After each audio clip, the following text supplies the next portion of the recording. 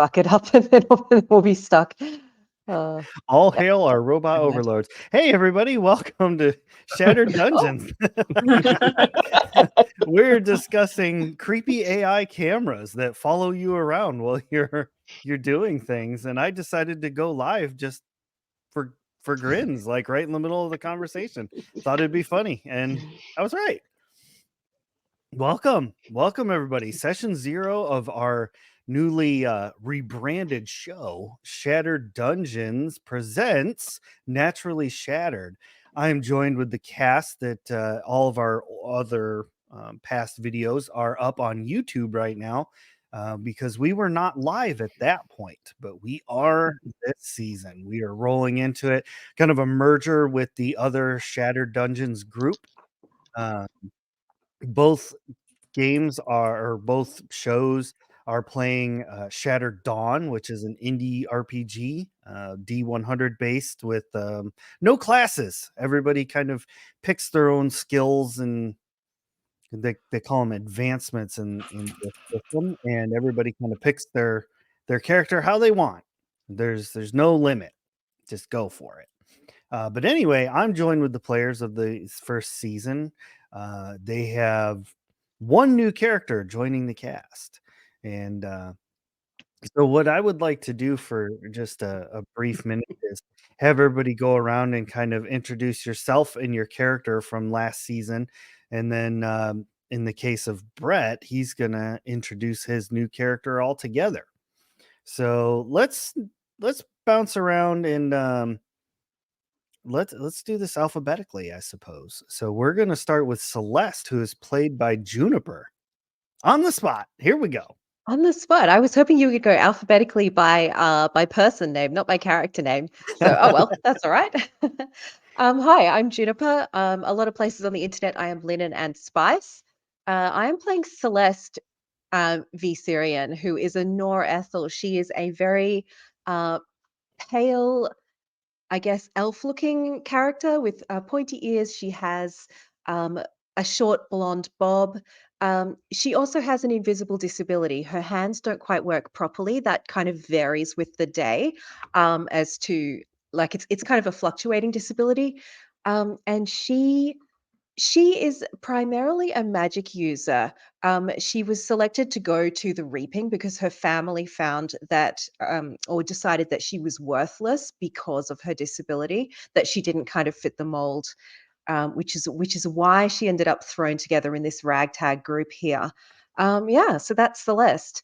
Elsewhere on the internet, you can find me playing the Moonstone Matriarchy on Saturdays on D&D's Twitch channel, which is a lot of fun. It's an all-female group playing D&D 5e. Yeah, that's me and Celeste. Awesome. And Celeste is our resident magic user. I would say, to put it into tabletop terms, akin to other games, be like a cross between a sorcerer and a wizard, I would say. Yeah, good So, description. somewhere in between. Mm. Celeste has recently discovered that there's a bit more to magic than was led on in the very beginning, in that she was able to channel a completely new spell that she had never previously learned, and also Mhm. that spells can be put into scrolls. Yeah, she's Just learning a lot. mind blown. Well, thank you very much for joining us for the second season. I look forward to seeing how Celeste evolves and grows and what kind of crazy spells she comes up with. Yeah. Thanks, Ray. That will be really interesting. I am in. Oh, and next on our amazing cast roster, we have Dahlia, who's played by Tofu. Hi, what's crack-a-lackin'? I am Tofu. I don't really do social media much, and yet I'm quite infamous or famous. I don't know what's the difference between infamous and famous. But that reminds me. I have to apologize ahead of time to all of my teammates here because I am Queen of Chaos And I've kind of been known to create a little bit of chaos in the original Shattered Dawn sessions. And so now that we'll be going live, I'm pretty sure that there's going to be several people who are going to want some revenge on me. So revenge on Dahlia is also going to affect you guys. Sorry. But I'm pretty I'm pretty sure Dahlia is gonna be able to pull through because I wanted Dahlia to be able to be quite resourceful with what she finds around her environment, with the people that she meets up with, learning what their strengths are so that she could use it to the best advantage of that, including herself. As also, Dahlia has a few weaknesses, but she tries to just kind of like plow through those weaknesses if as though they don't exist, which ends up causing some more chaos around her. And so that's what she enjoys doing. In addition to some light pickpocketing and some making new friends, becoming besties with everybody, and petting all the animals. I like it. I enjoyed Dahlia very much from season 1, especially the pickpocketing during the Christmas episode. Like, I'm gonna get everybody presents, but I don't have the money to do it. I'm just gonna steal it all. I love it. Like, I'm stealing the money, but instead of using the money I've stolen, I'm going to also steal the gifts. Yeah. Well, Dahlia is definitely a chaos goblin, and I love it, and I'm here for it. It brings that extra bit of energy. So thank you very much for joining us for season 2, and I am super excited to see what Dahlia steals next. Your hearts. Lofty goals, lofty goals. And next joining our crew is the newest member. I say newest member. Brett's been with us since season 1, but he's got a new character. And if you'd like to find out what happened to his last character, go ahead and watch season 1. It was tragic, and everybody was quite mortified. Yeah, I think it went quite well, honestly. But without further ado, we have what is it? P. Dahara, who Dahara. is like Dahara Desert, Yep. played by Brett. Yep. As Ray mentioned, I have a new character this time around. I was playing Chip before in the last session, and I enjoyed every moment of it. But I am glad to have him gone. There was a lot of work to play with him, so I'm playing a character who don't want to give away too much at this point, but does have a connection to someone in the group and may also be a bit chaotic. Not to give any hints there. His name is Dahara. He's 6 foot, really nice hair, tan, good looking person. But I don't want to give away too much about him yet until we bring him into the group. So I'll leave it at that.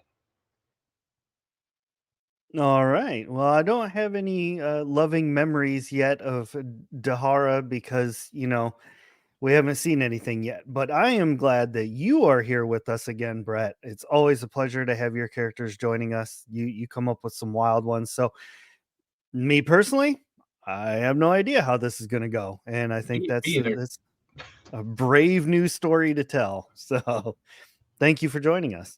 Absolutely. And last but absolutely not least, bringing up the anchor of the party would be Seamus McPherson, played by Mike. Hey everyone, I'm Mike. I, like Ray said, I play Seamus McPherson. Think of him. This is where a little bit of contention comes in. I don't remember how to pronounce it properly. I think it's Noresian or Noresian. He's a big fighter type who kind of acts a little bit like a bumbling fool. But I think that at some point in the game you might find out he might be fibbing a bit. But he has been the person who doesn't really understand civilized life. He understands the forest and nature and everything coming from that. He fights because he has to. He was in the reaping because, unfortunately, during one of the raids, in order to end a clan feud, he was tossed aboard the reaping. He was part of the deal. So, yeah, sad for him. He got pushed away. But wound up with this merry band, and through a few really cool adventures, he came upon unwittingly creating a cloak that also makes him a wolf. So the team has been having a lot of fun with that, and and I gotta say I'm having a blast playing the character, and I'm just always happy to be here. Well, it is definitely amazing to have you here, Mike. You definitely bring another level to the party with Seamus. He's kind of, in my opinion, I was like, oh, he's going to be a soft-spoken, just quiet guy. Like the party's going to kind of walk all over him. But no, Seamus has really held his own and plays a very integral part in this little society we have here. I feel like So, Seamus gives us direction a lot of the time. Really? Yeah. Yeah. All right. I'll take Yeah. it. yeah, I mean, if it wasn't for Seamus, I feel like we'd still be in season 1. That's true. Because I Fair. mean, Yeah. Seamus would come in and be like, "Okay, we've got a mission. We're going. Everybody, get your bags. Mm. He Just let grudgingly me eat takes this. the semi-leadership role that is thrust upon him. Let me just drink this hot nog and some crab raccoon." This guy does not care what's put in front of him. He is happy to have whatever. I love it. The hot nog was definitely at the top of his culinary preferences now. I mean, it sounds well enough. I mean, I don't like regular eggnog, so I probably wouldn't like hot nog, but chaos kind of runs in all of our bones. I mean, the fact that hot nog was stirred with a hot dog, I mean, that kind of we're all a little chaotic, I think. Celeste likes the hot nog up until she found out that fact, and at that point, she really just tried to pretend she didn't know that fact. After that was brought up, all I could think of was like the New York hot dog carts with the water in there, and that's literally what they're just giving you is the hot dog water from the thing, and they're calling it hot nog. Gross. That's all I could Oh. think of when that was told to us about the hot dog stir. That's the only thing that came to my head. Well, Dahlia thanks for taking it recommends there. Dahlia recommends putting in the extra coin where you'll get a hot dog with the in the middle kind of carved out, so you could use the hot dog as a straw. Is a straw. It gives it a much better hot nog Amazing. flavor. I honestly thought you were gonna say she puts a little shot of lemon in it, a little squeeze of lemon with it. Oh I no. don't know, like makes it just a little bit better. Yeah, all of that curdling goodness. Yeah. Yeah. It's a hot nog cottage cheese. Oh. Like a cement shot. Ugh. Yeah. Oh, yeah. Yeah. Ugh. 18% milk fat, small curd. On that Gross. lovely note, Yeah. See what you did, Tofu? This is all your fault. mhm. But on that lovely note, as Juniper says, now that all the characters have been introduced, I'm Ray, the storyteller, otherwise known as the Arcmaster. Ray Rumsey across all social medias, very easy to find. Let's go into the lovely little surprise that I've been working on, and that is season 1.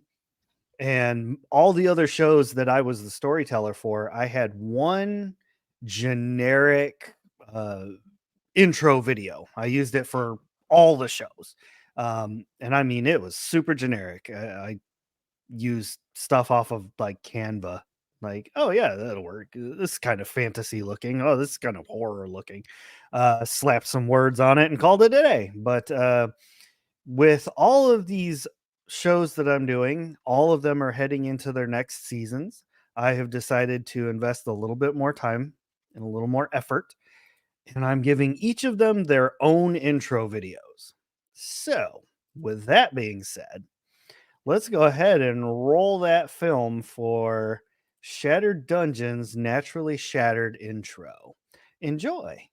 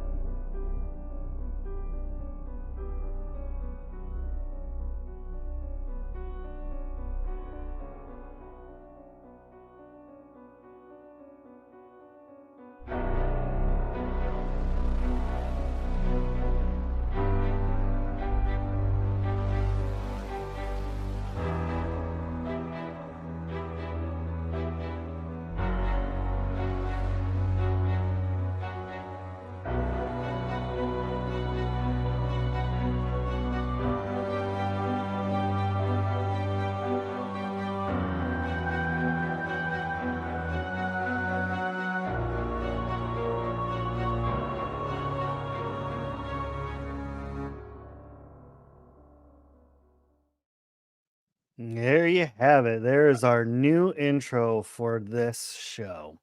That's I really love cool. it. Good work. I love the use of the artwork. Oh, it's so cool. Yeah. Yeah, now that artwork is actually fan art that someone that Tofu knows did some art for. I don't know if they are open for commissions. Tofu, is that something that you'd like to broadcast to the world, or? Oh, I just found random artists and Oh, paid. okay. So yeah. Okay. All right. Cool. But anyway, like as you can see, there's people out there that can do some great art. And they really took it and ran with it. I think probably I speak for just about everybody when I say that Wolf Seamus with the beard is probably like the centerpiece. Like I really like how crazy that looks. It Yep, was so love it. good it became canon. It's so true. The wolf just has the beard now too. Just that's it. That was all there was to it. Now, for anybody who might be popping in for the first time, or maybe you're listening to this for the first time, heading into this next season, a lot of the elements of the story are going to be pretty heavily influenced by Robert Jordan's Wheel of Time, that entire series. Now, I say influenced because it's not a Wheel of Time RPG. This is Shattered Dawn, but I'm going to be taking a lot of like the story components, how they deal with magic and like people who turn into wolves, things like that. Like it's all going to come to play in the story. It's going to be pretty wild, I think, and pretty epic, pretty sweet. Chat's chatting it up over there, loving it, loving to see it. So yeah, with this being our session 0, is there anything in particular that you would like to see your character accomplish in this next season? Like, do any of you have like a goal for the season? I think You put for us on the me, spot. yeah, definitely put on the spot. I think Celeste's, I guess goal is not quite the right word, but last season she really developed a big inferiority complex around Chip, sort of constantly challenging her with regards to, is she actually useful to the group? So I think Celeste Celeste really took that to heart in the sense that she really wants to learn as much as she can about magic and get as adept as she can at magic very quickly so that she can prove herself useful to the group, but also she has some real self-confidence issues that me as a player, I want her to start working through. Um, yeah, I think that's where Celeste sits.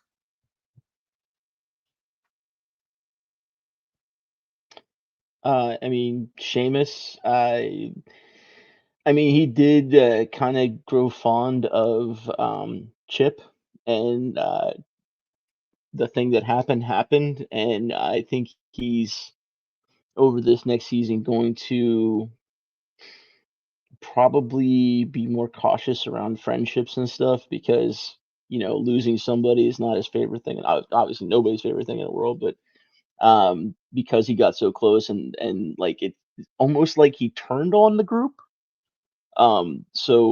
Chip, by the way, turned on the group, but so it may be slightly more cautious, slightly more um, clandestinely inquisitive about the rest of the group with their, I guess, what their end game might be with this whole thing, being that we had somebody who was destined to open forth a lot of craziness that we now have to deal with. So probably that, and maybe you start seeing a little bit more of the real Seamus. And I'll leave it at that.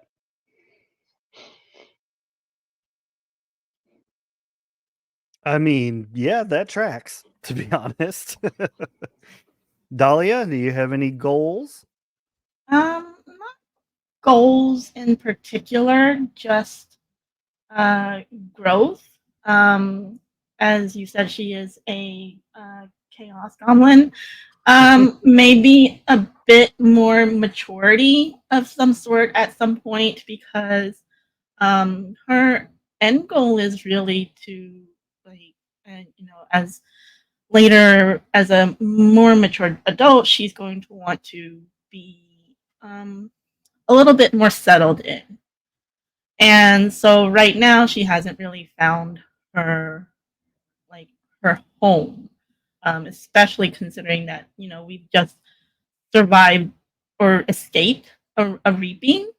And so uh, this whole wanting to become friends with everybody, she's just wanting to um, uh, overcompensate in a way.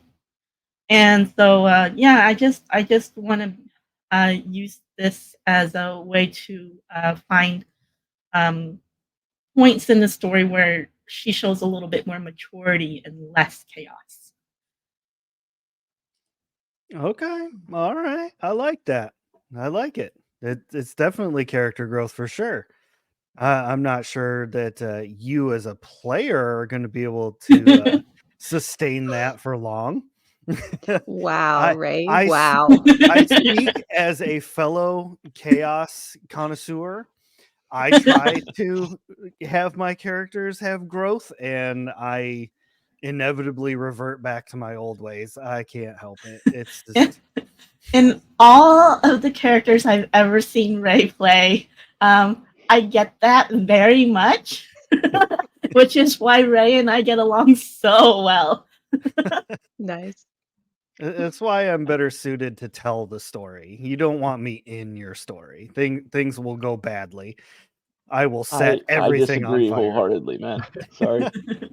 I disagree wholeheartedly because the first interaction between the two of us was that game that Sadie had put together, and your goblin character, just I couldn't even try to play my character because every time you would do something, it would make me laugh. Obviously, as people have seen in the last season with this, but like it just keep making me laugh, and I'd break every time, and I wouldn't be able to do the character's voice properly or anything. That was definitely a wild campaign. I mean, 2 minutes into it, I got sucked into a coffee cup. I mean, it just The the first interaction between this is, and I'll let it go with this, but the first interaction of the characters were falling, like, think Loki and Doctor Strange. He's like, I've been falling for 30 minutes. Like we were just falling in a giant abyss for nothing, and then we just kind of like level out, and nobody was saying anything for a second. Then Ray just kind of looks over and goes, "So guys, is it first time?" And that I just lost it. I couldn't even keep it together. I'm like, all right, cool. So this is the kind of game it's going to be, right on. Yep. We also learned that you can't steal mimic babies. That's Oh, I really wanted to keep it. The DM Yeah. was against that. Good can see times. Good why. times. But yeah, I mean, lots of fun with that. And I mean, I've played games with Brett as well where we were supposed to be stoic dwarf heroes, and I played an idiot in that one too. I think Brett was the most serious of that group. He was like a wizarding dwarf, if I Yeah. recall correctly. I'm trying to remember myself. I feel like it's been a while, but I don't think it's been that long. Feels like forever. Yeah. Yeah, it was like a oops all dwarves campaign, and then we were trying to take back our ancestral home. Yeah. But yeah, that went south real fast. Yeah, that was an ending. Yeah, it was. I guess that's my revenge, or this was my revenge for that ending, the whole chip scenario. Yeah, I could buy that. Well, I am definitely hoping. I mean, I would ask Brett what kind of goals you have for Dahara, but I'm not sure that you could give us anything without giving away too much about your character. Yeah, I mean, I can kind of give me as a player, I guess, too. Kind of unraveling some of the damage Chip has done is on my checklist. As much as I loved playing Chip, it impacted the group much more than I expected. So yeah, I think Dahara's gonna be a lot into like balance of things, and you're gonna see a lot of like almost like devil's advocate type situations where it's more about keeping balance than necessarily doing the right thing or doing the thing that makes people happy.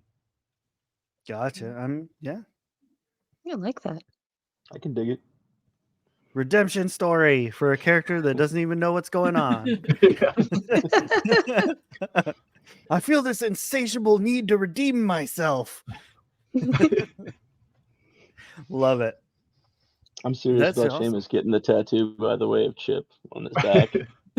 I'm not even playing around. Like Some just a point during big old the season, I'm gonna make that happen. I'm gonna manifest it into reality. I like Nice. that.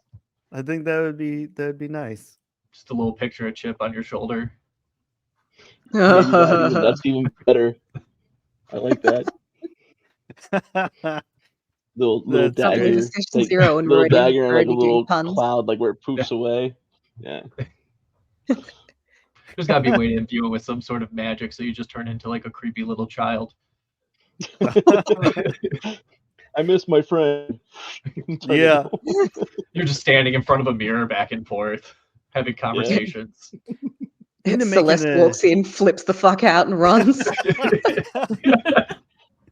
Like Seamus all does of the rest of Penguins the of group Madagascar. drinks a Yeah. potion that makes them look like Chip, and that's when Celeste comes in, and there's just like Chip everywhere. We just go, I you can't didn't escape see him." anything. Can't wait for Seamus to show Celeste the tattoo. Oh, yeah, I can imagine her reaction. Oh, that's really nice. I love that. But Seamus even like during the Christmas thing, he could see that Celeste was very hard on herself, so that's why he carved her the wolf to Yeah, remind which is her really that she sweet. is something stronger than she believes herself to be. To give Chip some credit, he saw it too, but just went the opposite direction. Mm, He's like, I'm gonna mess with this lady. Yeah. I got it. yeah. Yeah. It's like, I can see this foundation has cracks in it. Where's my sledgehammer? Also, Seamus created whittled a cat for Chip, and then he jumped into the freaking thing so that he just crapped all over his present for you. Yeah. He jumped into that Put with it through the cat-like literal wood agility. chipper. Oh, God. Seamus should definitely have the kind of tattoo where it's like it's Chip's face, and then it's On a cat body. magically enhanced so that it's constantly blinking the way Chip always did. Oh, Oh, God. He never blinked. Or no, Oh, he never it was, blinked? No, No. it was the other way. You're right. Yeah. I Chip's don't even know my face own on a character. cat body blinking constantly. Oh Yeah. God. And its eyes Like- follow you Yeah, they go back and forth. like an I AI can't think of a way of camera. making that more disturbing. That's yeah. We'll find ways. There we go. We've come around full circle. We're back to where we started with the AI camera. I don't know what you're talking about. Oh, Chip's there with you? Oh shit.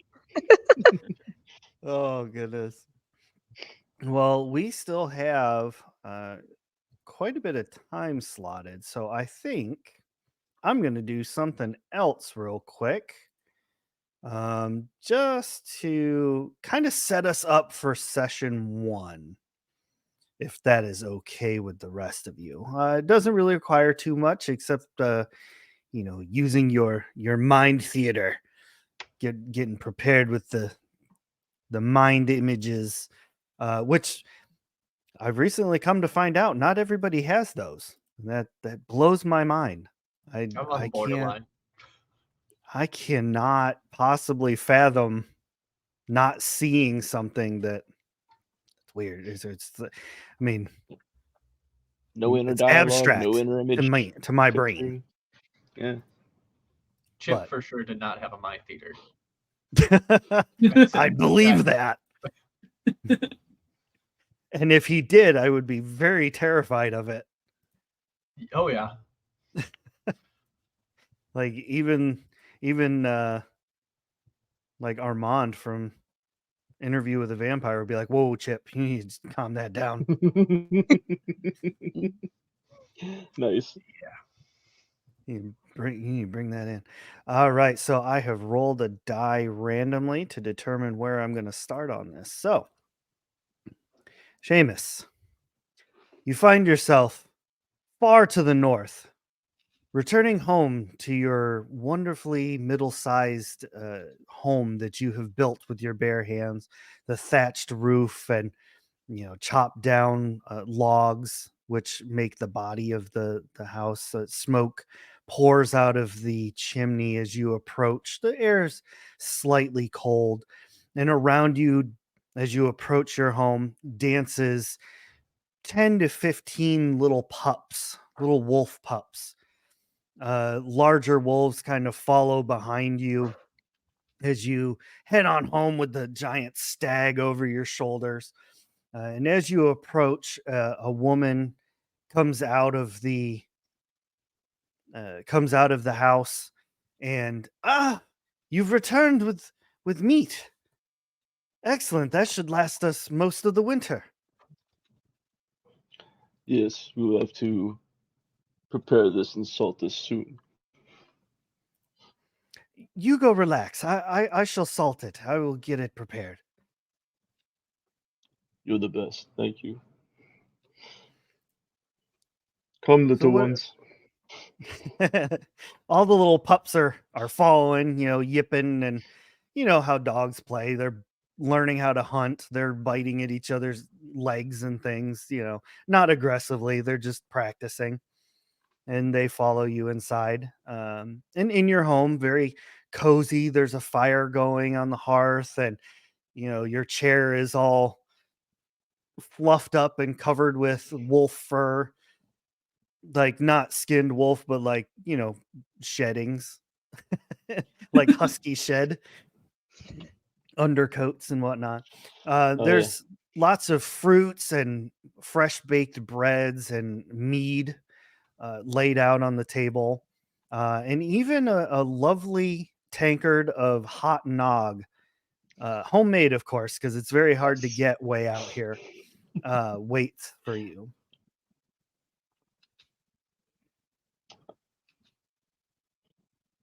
The dogs immediately just scatter all over the house, like knocking things over and It's typical. going insane. Yeah. sipping the hot nog, just kicking back and enjoying the moment. Thinking about Dahlia while he's sipping the hot nog, and all while he's contemplating things and just enjoying the moment.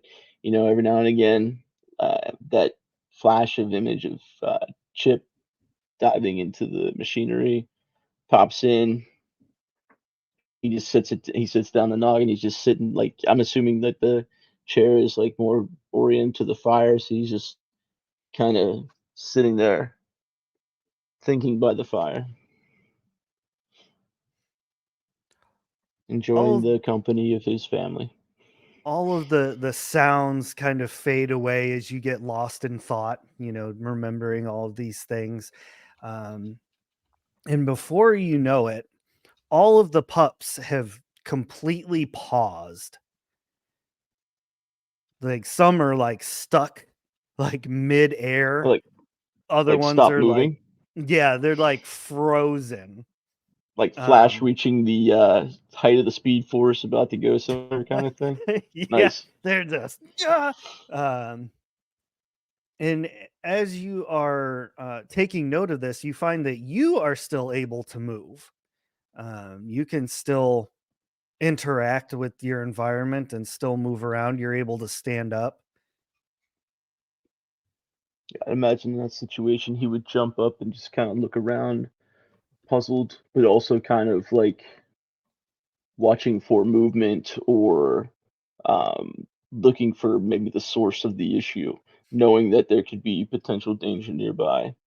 I'd imagine he'd go and grab his axe, and actually, when he picks it up, you hear a little ding, ding as he The puts it little on his shoulder. bell. Yeah, as he Nice. puts it on his shoulder, because somebody once mentioned to him that it'd probably be better with a little bell on it, and I think that was Dahlia. So he just has his axe kind of resting on his shoulder, just kind of paying attention, using his senses to uh, check his surroundings to see what's going on. Okay. As you look outside, you can see that your wife is out there like mid salt pour over this stag meat, and like the salt has even frozen in the air. Everything but you appears like time has stopped.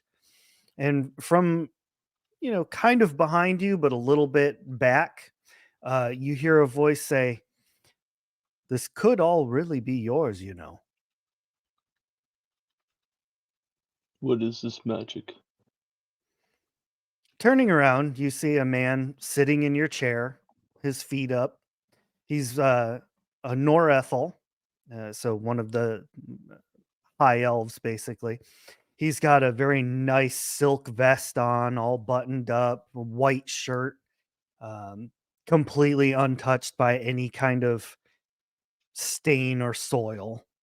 Just very well to do. And as he stands up, he does like the Picard maneuver where he like pulls down his vest a little bit. He's got like this beard, full beard going on, which is actually kind of strange for Ethels, but um, something doesn't quite read that he's completely full Ethel, if that makes sense.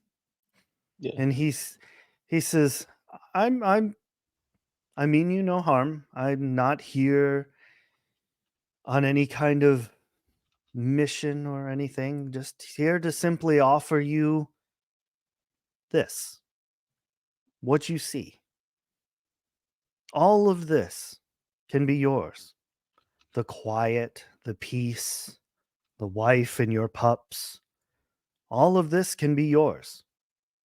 Now, if you'd like, I can make this happen. And it will cost you nothing. it's my experience. Magic like this doesn't cost nothing. What is it you seek? I am but a humble servant. I do not seek anything other than to spread the word of my master, who has sent Who me is?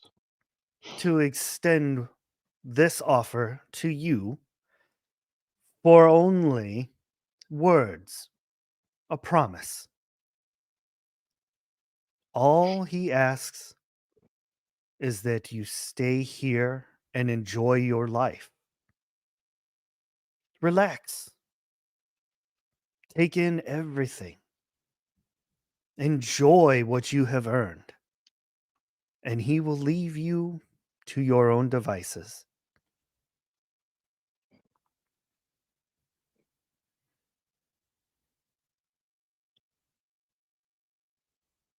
This isn't real. It's as I was real with as you my want it friends. to be.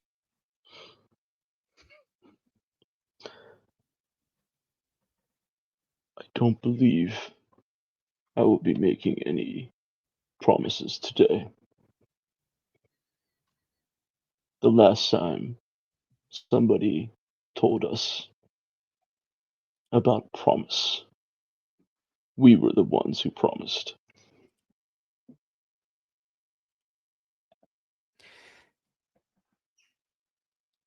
He who holds the many eyes is a kind and just master.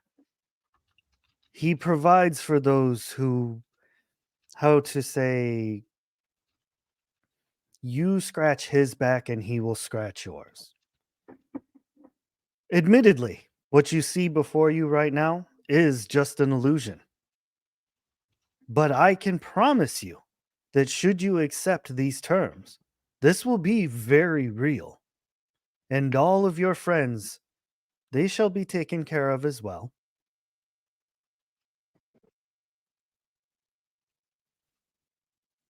We've seen the many eyes. It took my friend. I will not be promising anything to your master today, or ever. But it seems that you want us to be out of the way, which means we're a thorn in your side, and you're nervous.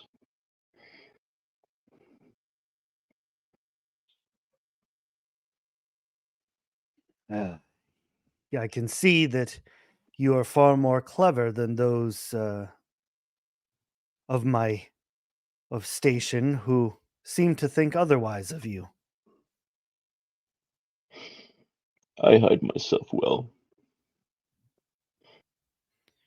I make no shame in telling you that I have higher hopes for you.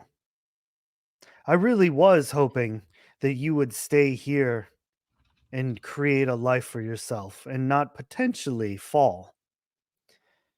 But that cloak that you wear, the reason that it allows you to turn into the wolf, that was my magic that created that.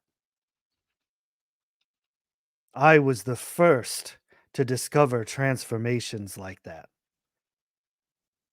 Do you know what happens when people don't understand? They give you names. Sure, what is a name but words? But after a while, it begins to hurt. Once I was the proud Norethel known as Nathaniel. But then I created your kind, the Risan. And I was forever called the father of monsters. My kind looked down upon the Rizan, where I saw strength and adaptability and power. They saw flawed design. And I was cast out from Ethel Society. But it was my master who took me in and gave me a second chance, who gave me the ability to create for him an army of powerful creatures. I can only offer you one last chance to join us. But should you decide that you really do not want to take this offer and you wish to return to the world, know that I will not be far from you. The magic which you use to transform will keep me tied to you, and I will help you in any way that I can. Not that it looks as though you need it, Seamus.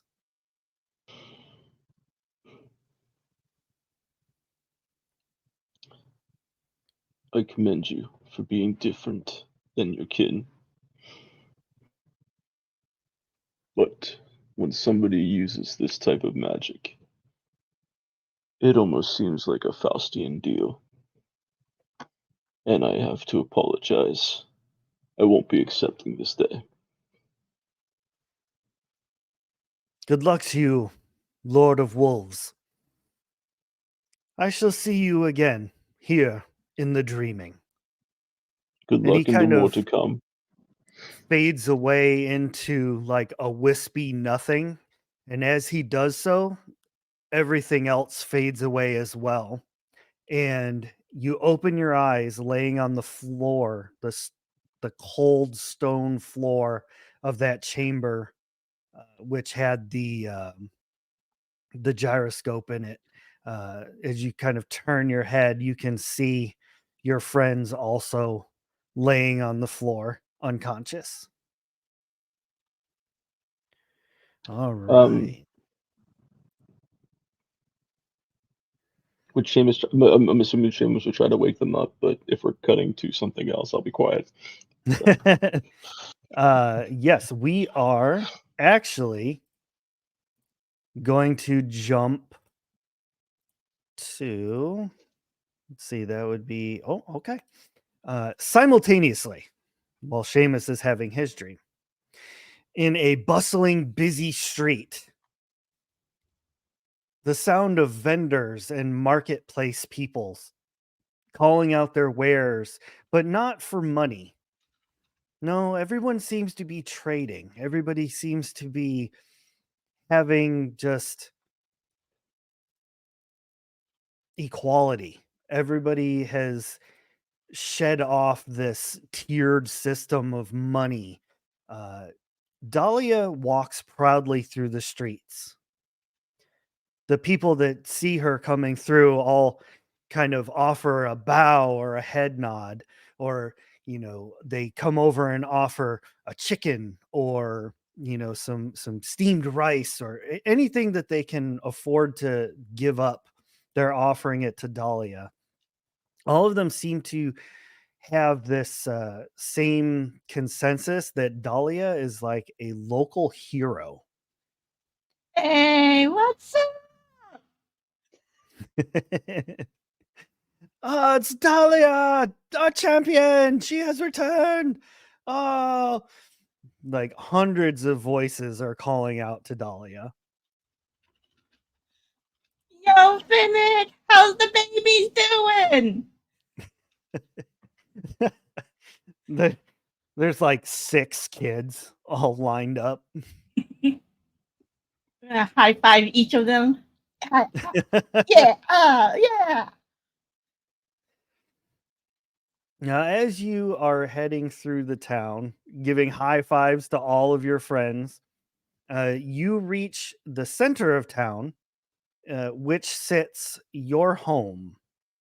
It is a very large and beautiful home. The people of this area have actually helped you to build it for like free of charge, basically. You have people that all on their own, they come and they tend the yard and things like that. They just, they enjoy helping you. Everyone in this area seems to really love Dahlia. And of course, you know how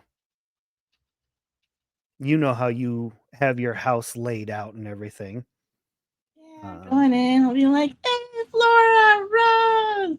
Hey, thanks so much. Thanks so much for the garden upkeep. Yes, anything for Dahlia. Yes, our champion.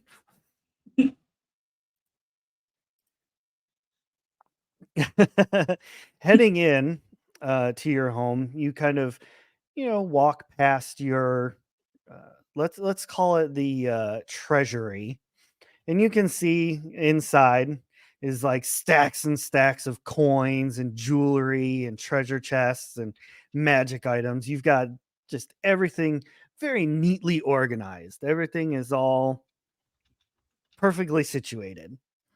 Gonna walk in and empty out my pockets into this my bin of to be counted and added later. Nice. As you're doing so, one of the retainers comes up to you. Ah, Princess Dahlia, can I fetch you something? A drink, perhaps? Hot bath? Towel? Albert, we've been over this over and over again. It's not Princess Dahlia, just Dahlia. We leave the princess for whenever like the Maya and Heidi guest comes, But for now, we just friends. You can just call me Dahlia. But I could use a hot cup of hot nog and some chocolate crab cakes.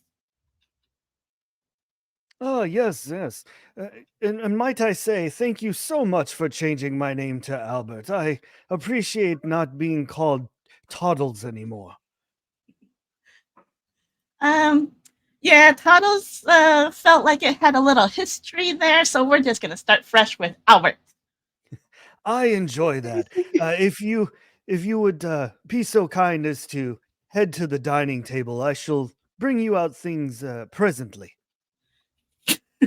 Sounds great. Thank you so much, Albert. Allie, Al, Bertie, yeah. Alberti. Alberta. All right. You head in and go to sit down at your table, and you notice that there's just tons of food sprawled out, like way more than just one person could ever hope to eat.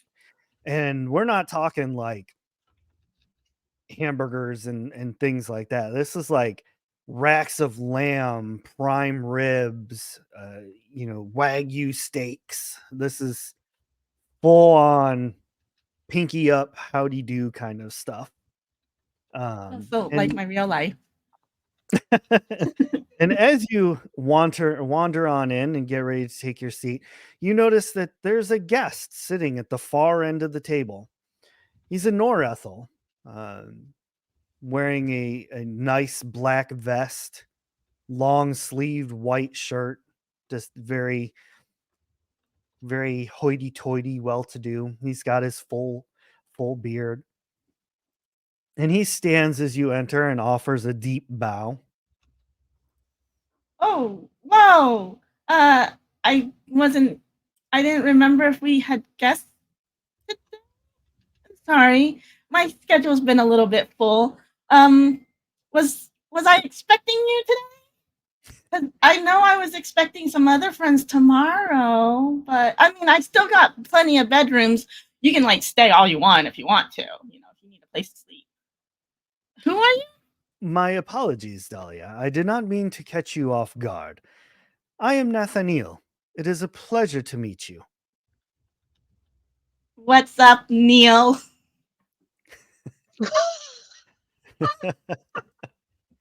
Straight and to the point. I like it. You are a procurer of items, and I have some items that I need procured. And I was wondering if perhaps you and I might be able to come to some arrangement. Okay. We could have a discussion with that, but I mean, I've been a little busy now helping out around this town, and everybody's been so nice to me. Maybe I could set you up to talk to one of my secretaries and we could, draw up a contract. I believe that that would be a normal route that would be fantastic to do.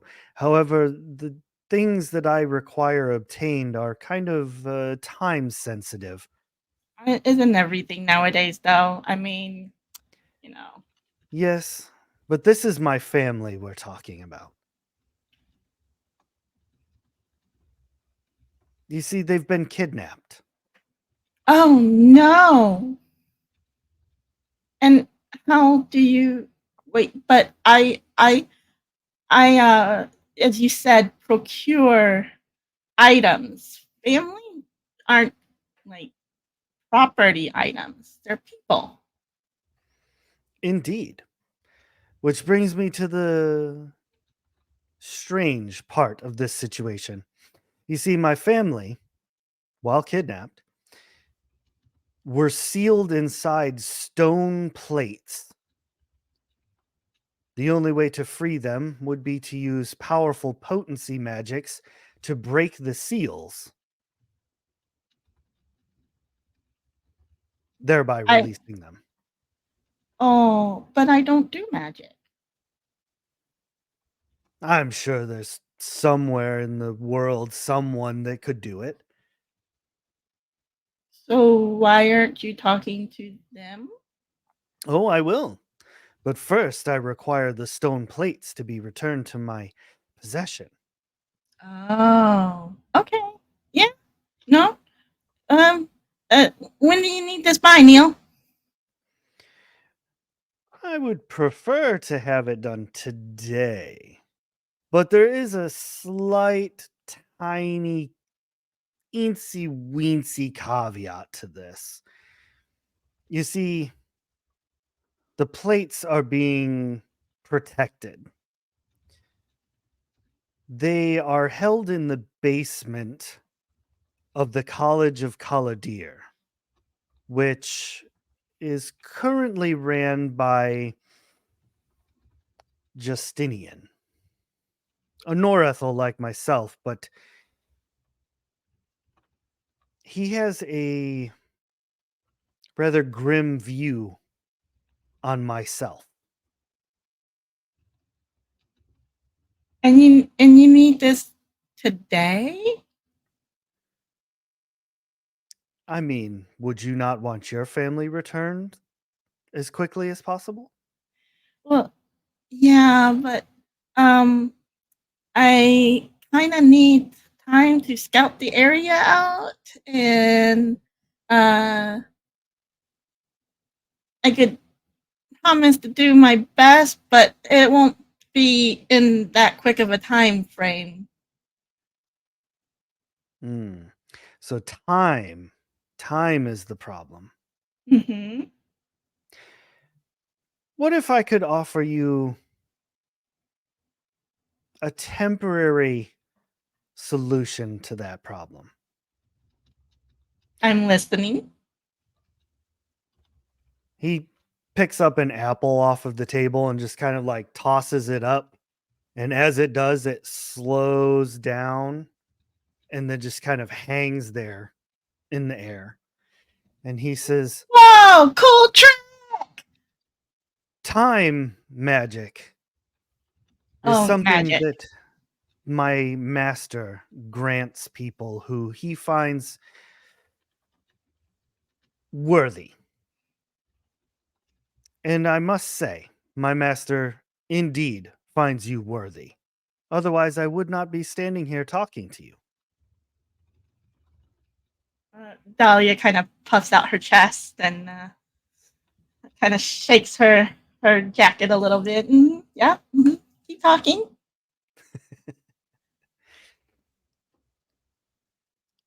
It is easy. For the mere price of some words, pledge your allegiance to my master as well, and you will know time magic just as I do. Ah, see, that's where you lost me, buddy. You see this town I'm in?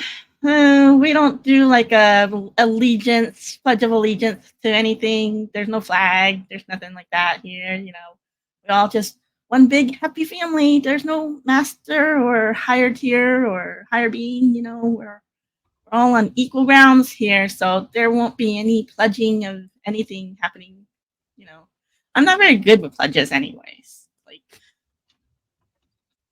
yeah, don't do drugs thing. Never took that pledge.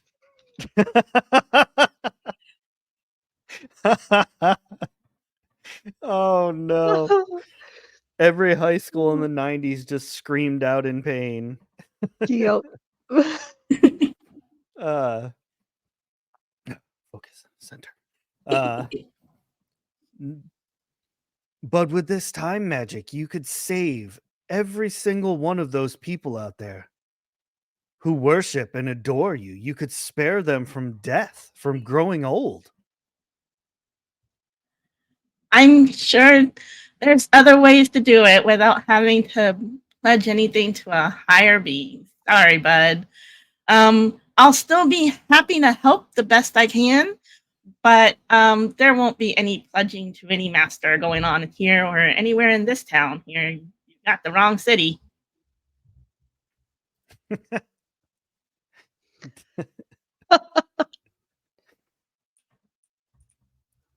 Tofu. Dahlia. Please. I ask you to see reason. This is the only chance that I can give you to offer you this power. Oh, but I've never wanted power. I'm all good. I can see that there is no reasoning with you then. Buddy, I guess you never really knew me in the first place. There was never any reason to me. Very well, Dahlia. I shall see you again. Perhaps in the near future you will have something different to say. Okay. Perhaps I mean, my home is always open to people, Neil. You are more than welcome to come here. I mean, I've got hot nog coming and some mock-like crab cakes. If you want to stay and have a little bit of that to eat before you go, you don't have to rush off. I appreciate the offer. I do. However, there's nothing here. And as he says that, you just kind of find yourself standing in a completely empty room with just Neil, as you call him.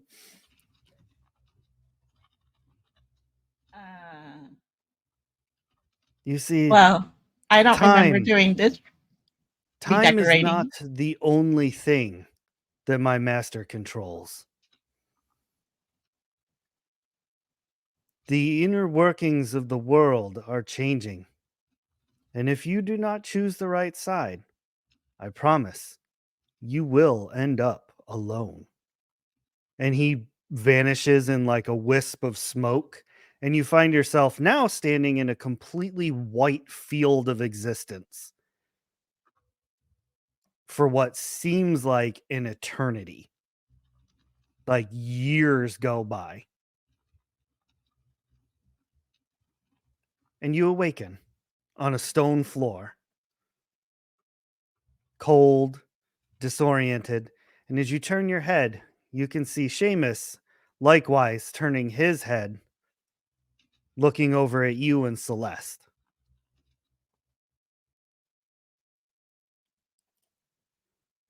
Now, simultaneously, while all of this is happening, Celeste, you hear a knock at your door.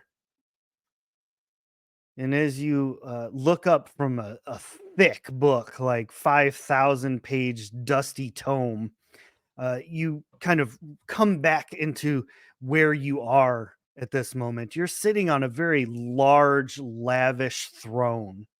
All around you, thousands of bookshelves covered in every book ever written in Erethe. Just manuscripts, scrolls, tomes, any kind of knowledge is contained in this room. Amazing. I I carefully put my bookmark in my tome so I don't lose my place, pop it off to the side, gently move the cat off my lap, and go and go and open the front door. Opening the door, you see there is a um I'd say probably in her 20s, year old woman. She's wearing a very long, like very nice flowing dress. And she's wearing what looks like a ring that is in the shape of a dragon. And within its mouth is clutched a brown gemstone. Um, she offers like a bow mixed with a curtsy, like kind of both at once. And as she does so, the gentleman standing behind her, he's got like a long katana like blade strapped to his back. He offers a bow as well. And the girl says, "Uh, Pardon the intrusion, mother. Are you ready to address the initiates?"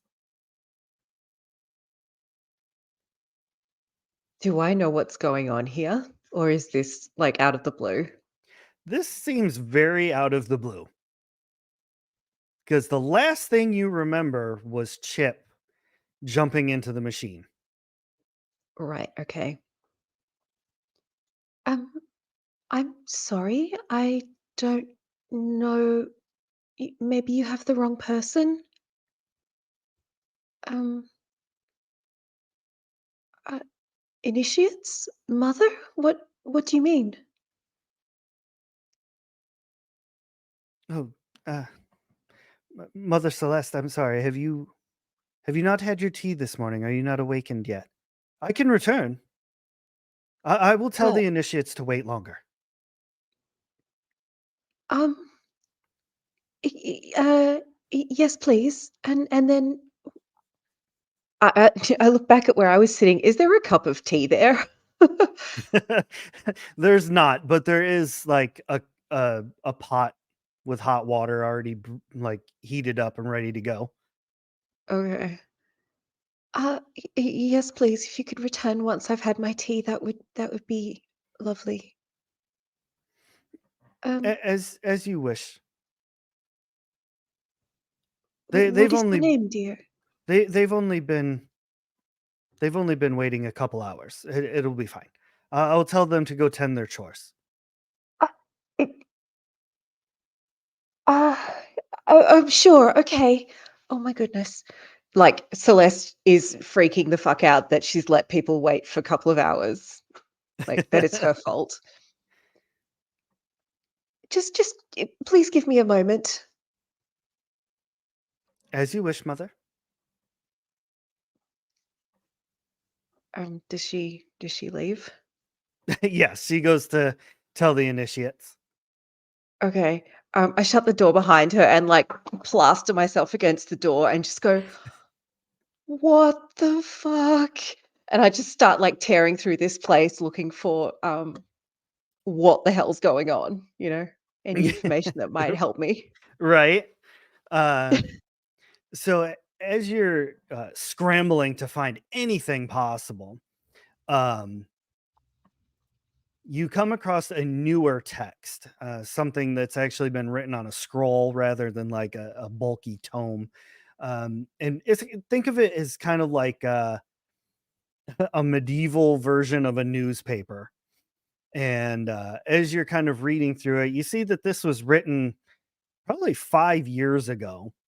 Um, but basically, something happened that caused Justinian, who is the headmaster of the College of Collardeer, to go missing. No one could figure out what or why or anything like that. And in his place, new people rose to, fill that spot. And what had ended up happening is a darkness began rising in the east. spreading across the land. It anything that it touched, it transformed into terrible shadow monsters, basically. And the headmaster that took over, which I don't have a name presently, but I'll make sure to get one to you, um, basically said, we need to go confront this head on. We need to take the fight to the dark. And the headmistress who was in charge said, that's stupid. We need to defend and train. And so basically, the college was split into two factions.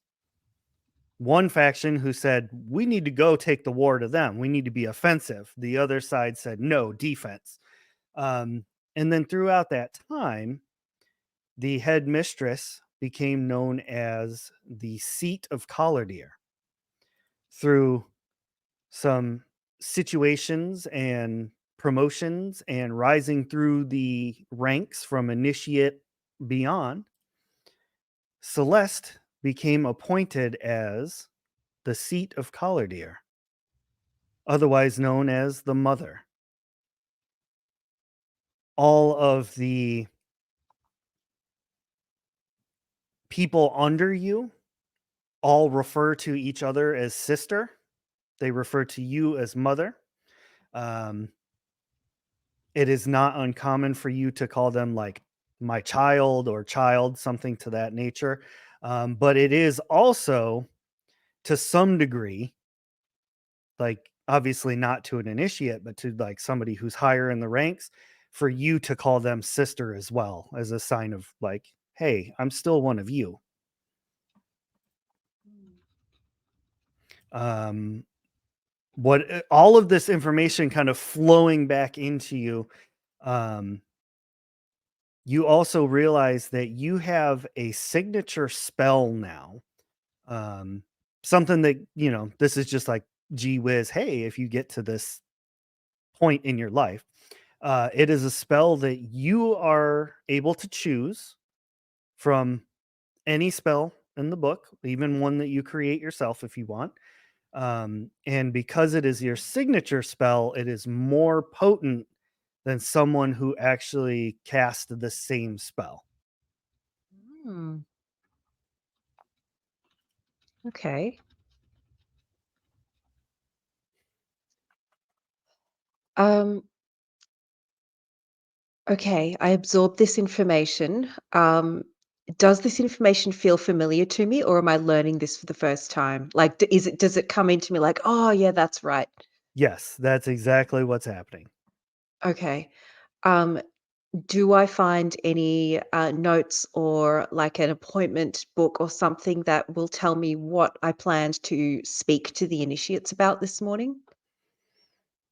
So as you sip your tea and you're taking in all this information off of the scroll, and it's coming back to you, um, it kind of, oh yeah, today is initiate day. This is when all of the hopefuls that would like to join the college, they come in to be tested. And if they succeed, then they move up from initiate to the next step in their training. Um, Okay. and so it just happens that it's today. Okay. So this is kind of like a speech to begin the process of the testing today? Right, okay. Exactly. Gotcha. Exactly. Okay. All right. I take a few deep breaths, finish my cup of tea, and stand up and walk back towards the door with a little bit more surety in my step now. As you're walking towards the door, kind of you've you've gathered yourself, you've got your feathers, back down out of a ruffle.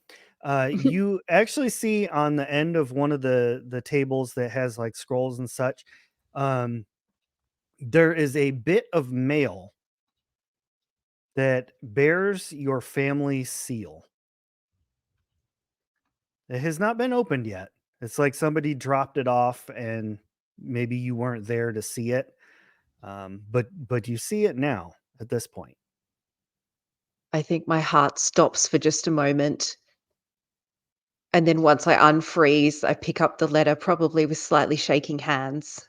Um, and is there like a from address on it? Oh, it's definitely from your family. And Holy crap.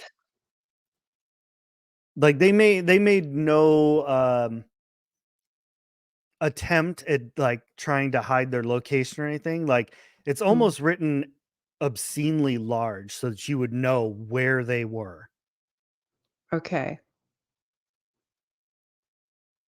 I'm yeah, I'm gonna pause in my trip to the door because I think this mail is important, and carefully open it and pull out and read. Reading through the list or through the letter, the super short abbreviated version is our dearest Celeste. Congratulations on being appointed the seat of Collardeer. We always knew that you were destined for bigger things. You just needed a little push in the right direction. We want you to know that we've been thinking about you at great length. We only hope that perhaps one day you'll invite us for a visit to that fancy tower. We're sure the food and the money there is quite opulent.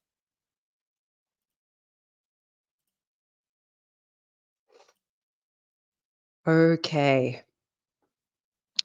So, holy crap.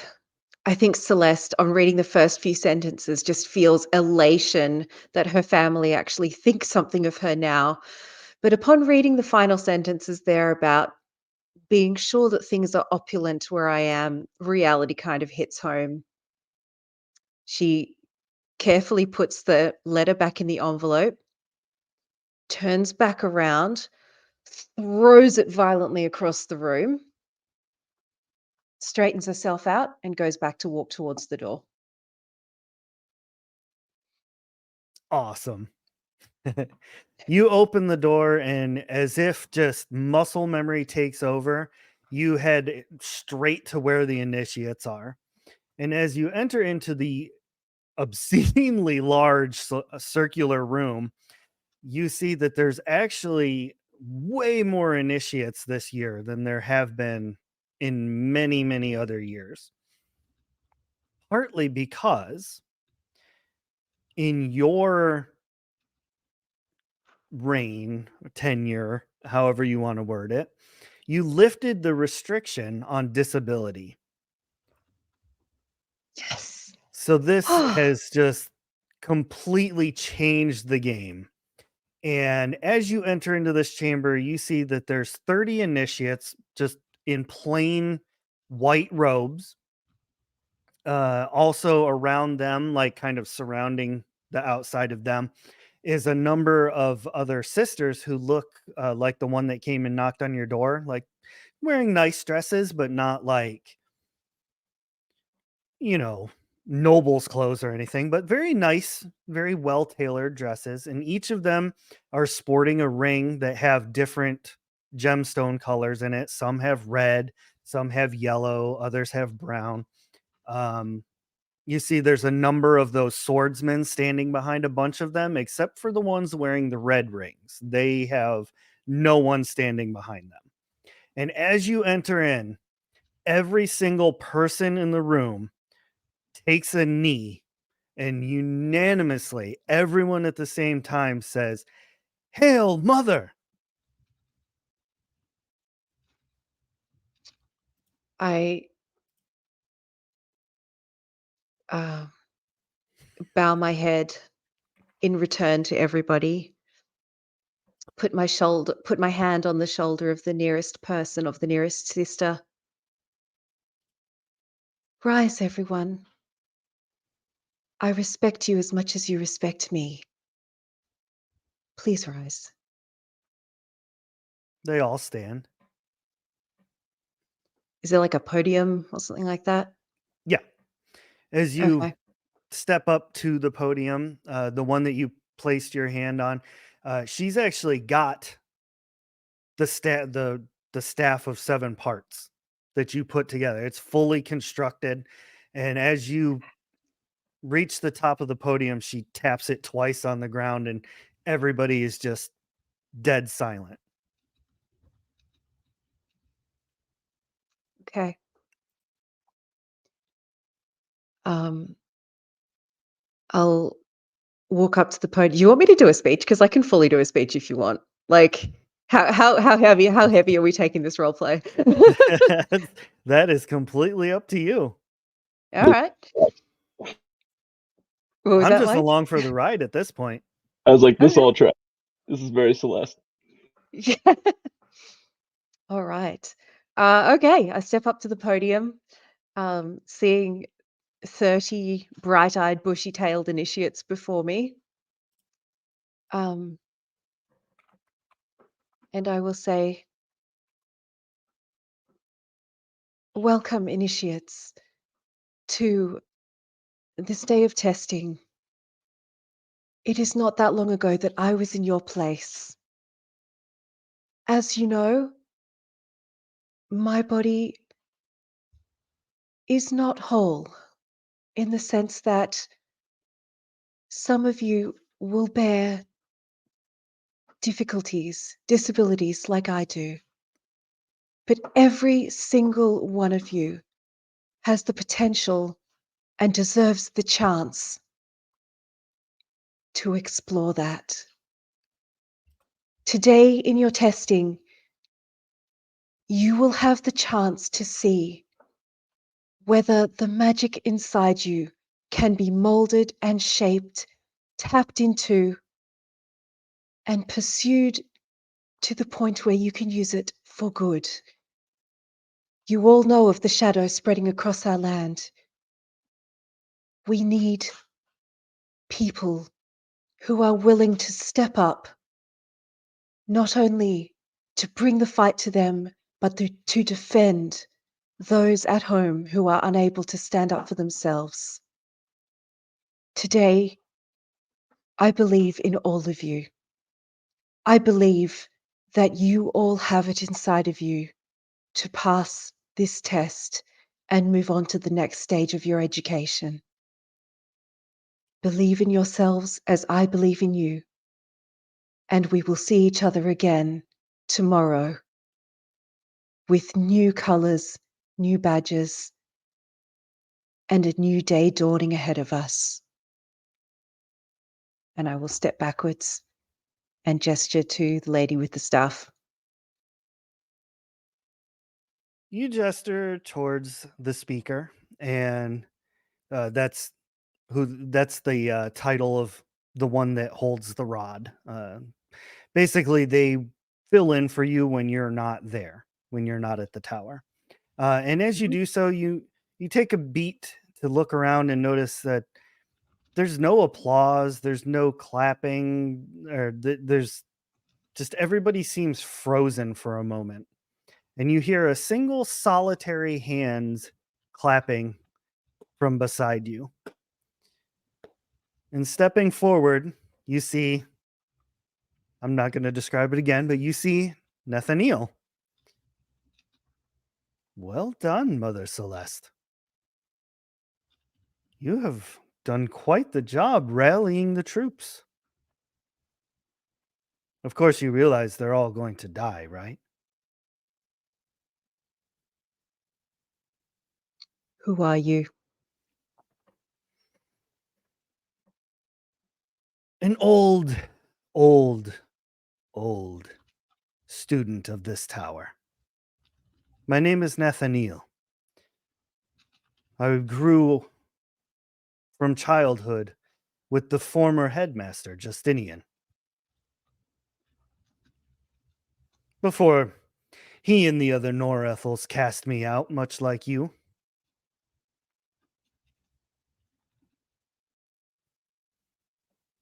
Pardon me? I cast you out? No, not you. Your bloodline, the Norethels, thinking they're so high and mighty above everyone else in their perfection. My bloodline, just as your bloodline, does not determine who we are. Indeed. That is exactly what I told them when I created the Risan. I see. But And he kind of why? turns his face, and you can see like one side is just all mangled up. He's like, but as you can see, they did not respond the same. I come to you with a hope. I would like for you to have all of this be real. But there is a problem. Those who are perfect would seek to strike this down. A utopia like this, they would never. How many times have we been stamped out, made to feel inferior and lesser? I did not feel complete and whole until I met my master. He allowed me to grow in power beyond anything I'd ever seen. And with that power, we can make things like this a reality. You could have double and triple these numbers. Your charisma and your drive and willpower, that alone would bring people in here. But with the power my master could give to you, that would just knock everything out of the park exponentially. I come to you with a humble offer from my master. Should you join him, he will give you all of the powers of the first Ethel who ever learned magic from the Ilriez. Access to every fabric, every strand of magic that exists within Erethe will be yours to weave into whatever you want.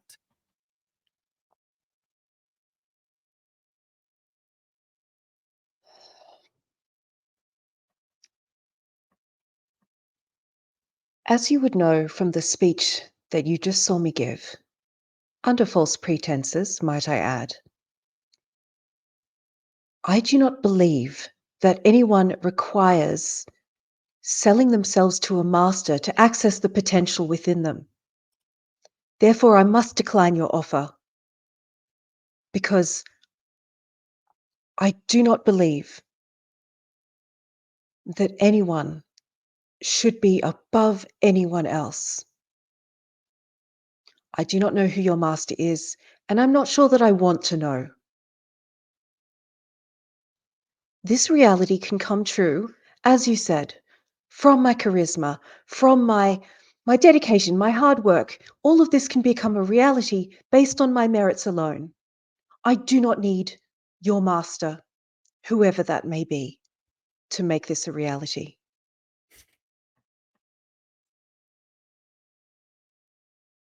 Very well. I understand. I apologize if you felt in any way deceived. But I promise you that all of this is very much real. I have simply paused time. If you would like, I can unpause time and I can simply leave. The only thing that could set this in stone and make this your reality is if you can channel here in the dreaming.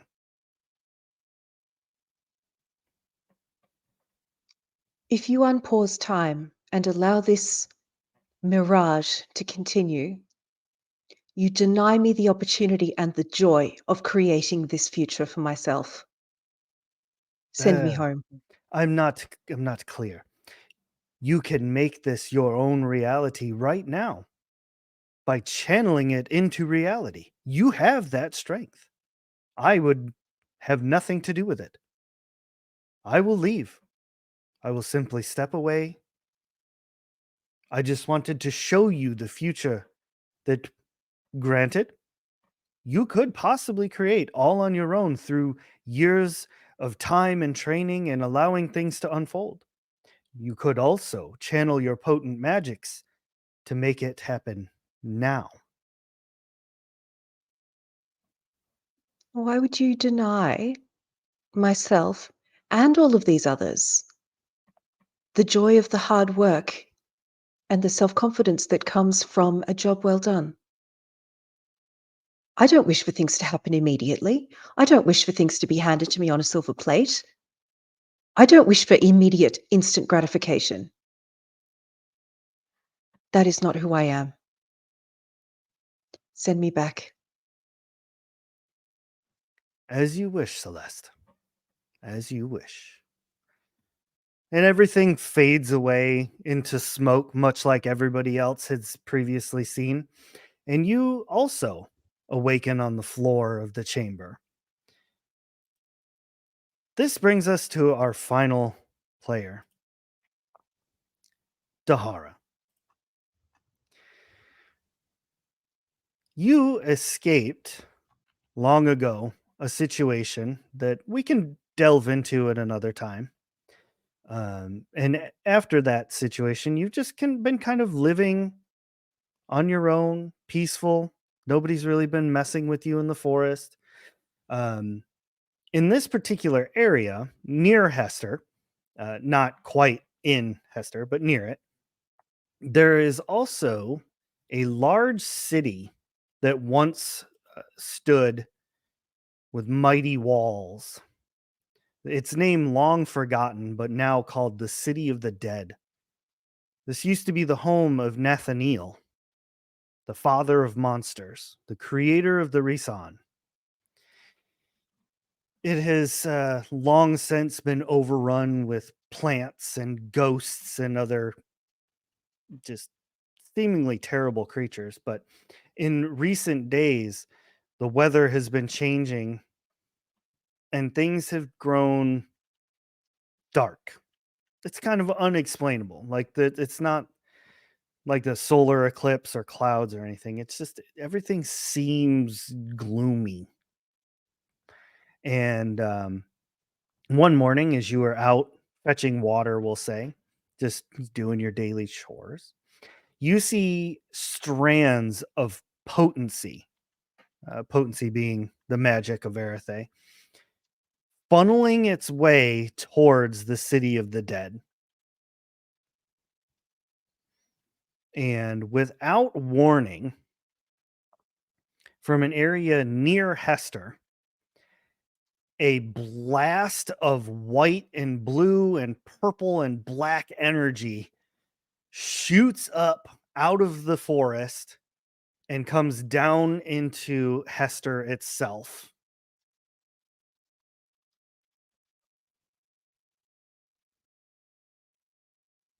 What the fuck was that? Starts kind of like looking around to see if there's anything else in any other directions.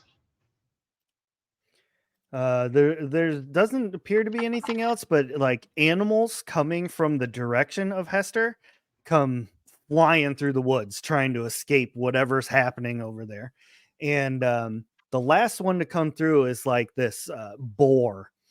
And you can see that like some of that multicolored energy like is on its hind leg. And as it's running, it kind of limps and that spreads over its body. And it kind of falls on the ground twitching. And it's at this point you see like two more sets of legs grow. Its tusks like triple in size, and like razor blades start coming out of its back. I would say as soon as I see that, I just stab it. Just take it out of its misery as it looks like some darkness is consuming it. It squeals loudly as you end its life, which does end the transformation. And kind of peering through the woods and trying to get a better look, you can see that this energy is kind of swallowing up Hester. People are trying to flee as fast as they can, but some of them are getting kind of caught in the energy, and their faces just kind of like lose all feature to where it's just like solid flesh, but then a mouth opens up just full of sharp teeth, and the sunlight, as it hits their skin, you can see it like kind of bubbles and boils. I am cutting through people that have these features with no blink of an eye. If it looks like they're consumed by this, just taking them out. Probably running in the direction of. I would say actually, first he would kind of, once he cleared the area a bit, go back, pack up some of his gear, his backpack, grab his shield, and start running in that direction. Just kind of like, I gotta see this shit, and just starts booking towards the source of the energy. So not to Hester, but to the source of the energy, cutting down people or animals that seem to be taken over by this darkness as he encounters them. As you are doing so, and you're just, I mean, cleaving these things down, it seems like in their early formative stage, they're very easy to kill. Others that have been transformed for 5-10 minutes, they're fighting with the town guards, and they're just massacring these guards, which Run game mechanic wise, the town guards are like level 15. Yeah, even without knowing their strength, I don't think I'd be helping out the guards at all at this point. Just kind of booking past them. It's more like you are gauging the strength of the enemy as you're running through. When you get to the far side of Hester, though, you encounter kind of a strange sight. There is a large giant who is in a wheelchair attempting to like scoot through the grass and stuff, but his wheelchair just isn't working that good. And as he's doing so, he seems to be calling out somebody's names. At first, you don't really hear like over all the calamity. But as you get closer, you can hear him go, Seamus, Celeste, Dahlia. What did you say? You appear to be What names did unchanged. You say? My friends, I sent them on a quest north what of here. What were the names? Seamus, Celeste, and Dahlia. No, Dahlia. What did Dahlia look like? She was an Ethel, darker skin, red hair. Where did she go? What direction? I sent her north to a paladin's family home over there. Good luck to you. And Dahara will cast Valor on him, which will give him additional stamina and HP and potency as he begins to just book it. And as you're booking it, you realize that this is exactly where that initial energy blast came from. I wish I could display the private chat comments because some of these are just gold. Dahara gets up to the paladin's family tomb crypt, and you quickly find your way down into the basement. You know what the scene is down there. I feel like I've been there before. As you come down in, you see the three of them kind of laying on the floor in different areas, and they're all slowly coming to. Dahlia? Dahlia, and he will run up to Dahlia and start like looking over, inspecting to make sure she's okay. Dahara, that you? What happened to you? Are you okay? I don't know. I was alone for so long. It's fine. I'm here. It's gonna be okay. There's something going on to the people, to the animals. I can't believe it. What's- I can't believe what's it's you. What are going you on? doing here? We came to go. I don't How did you don't get know here? what Why are happened. you here?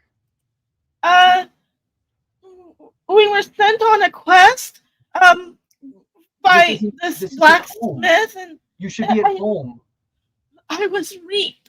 I was reaped. All right, let's see you. Let's get you taken care of. All right, take a deep breath. My friends here. That's Celeste and that You Seamus. can They worry about helped that me. later. Are you okay? And there was Chip somewhere too. Chip, he fell. He's Dahlia. gone. Dahlia, I'm here. Chip. I've always been there for you. Okay, I'm here. Yeah. Okay. I'll help Dahlia up and walk over to Celeste and Seamus. And are you okay? I'm okay. Where's Chip? I haul myself up and stagger towards the gyroscope, or what's left of it, and try and figure out what I happened don't to know. Chip. There was a giant in a wheelchair who pointed me in this direction. I don't know what happened. I was sitting outside a while from Hester, and I saw this magic, and the people, the animals are being taken over by this darkness. I'm not. It seemed to come from here. I don't know what happened in this room, but I think this was the epicenter. Our friend Chip, there was a device here. Our friend Chip walked into the device and destroyed it, and all of these things started pouring out of it, and there were all these different colored eyes and a black cloud, and this is where it happened. This is the epicenter. What's happening outside? I'm not. I've never seen anything like it. It's eating these people alive, this darkness, turning them into monsters. The guards are under attack. The town seems to be under attack. Nothing is safe. We might want to start moving away from this. We have to go. Yeah. And I think I would start ushering Dahlia out of the room and then out of the building in the direction opposite Hester. Okay. I'm just glad you're okay, Dahlia. I can't believe I'm seeing you. I know. We'll catch up later. We need to get out of here. We need to get you safe.